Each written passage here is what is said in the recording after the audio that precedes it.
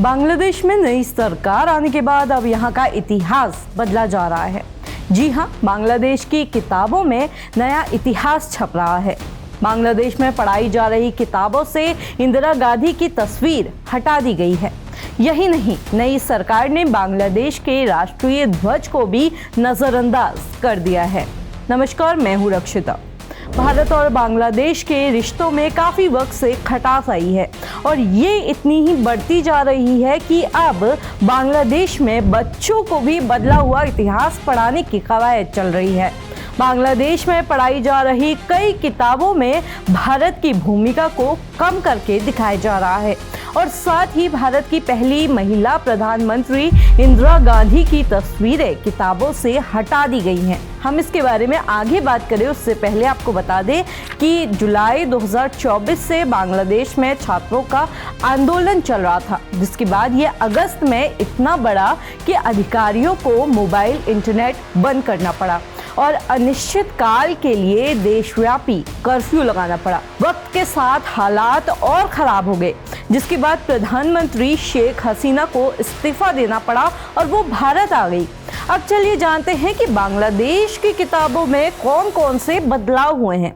पूर्व प्रधानमंत्री शेख हसीना की तस्वीरें और उनसे जुड़ा कोई भी टेक्स्ट हटा दिया गया है। शेख मुजीबुर रहमान की भूमिका को कम कर दिया गया है और इंदिरा गांधी और मुजीबुर रहमान की साथ वाली तस्वीरें भी किताबों से हटा दी गई हैं।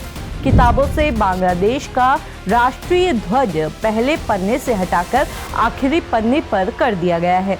बता दें कि नेशनल करिकुलम टेक्स्ट बोर्ड की तरफ से किताबों में ये सारे बदलाव किए जा रहे हैं।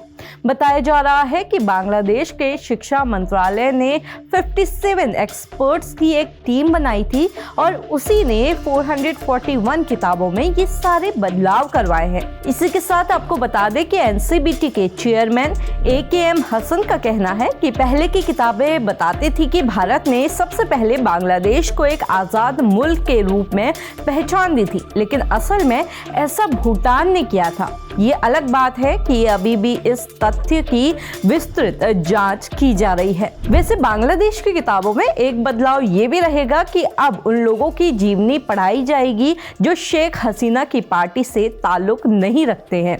दरअसल एनसीबीटी के चेयरमैन AKM हसन के मुताबिक बांग्लादेश की आज़ादी में सिर्फ हसीना के परिवार के लोगों को तवज्जो दी गई है, जबकि इसमें दूसरे लोगों का भी योगदान रहा है। उदाहरण के लिए बांग्लादेश की किताबों में अब हुसैन सुहरावर्दी, अब्दुल कसीम, फाजुल खालिदा जिया जैसे नेताओं को जगह दी जाएगी। इसके ऊपर बांग्लादेश की किताबों में शेख हसीना के एग्जिट की कहानी भी बताई जाएगी कि कैसे उन्हें सत्ता से हटाया गया। इस बारे में विस्तृत जानकारी इन किताबों में रहने वाली है। अब सवाल ये है कि क्या ये बदलाव भारत और बांग्लादेश के रिश्तों को और ज़्यादा खराब कर देगा? कमेंट में अपनी राय ज़रूर बताएं। आप देख रहे थे खबर उत्तराखंड। अगर आप हमें फेसबुक पर देख रहे हैं तो हमारे पेज को फॉलो करना बिल्कुल ना भूलें। अगर आप हमें यूट्यूब पर देख रहे हैं तो हमारे चैनल को लाइक, शेयर, सब्सक्राइब भी ज़रूर कर लें।